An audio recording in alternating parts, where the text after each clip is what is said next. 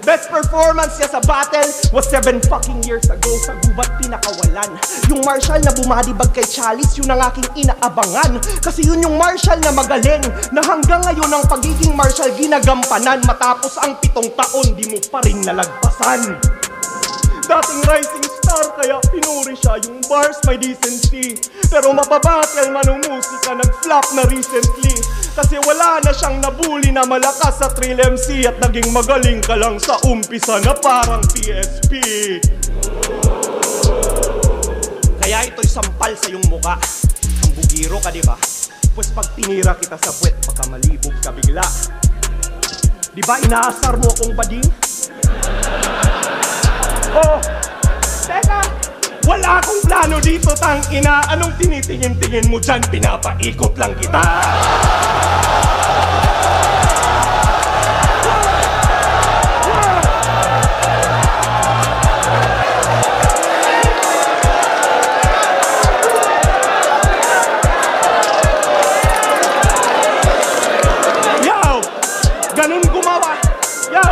Ganun gumawa ng skema.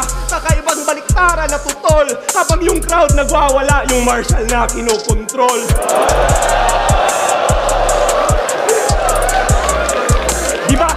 Diba lagi mo kong inaasar na bading? Ilagay natin dyan yung paksa. Ang susunod na magsasalita sa ating dalawa, bakla.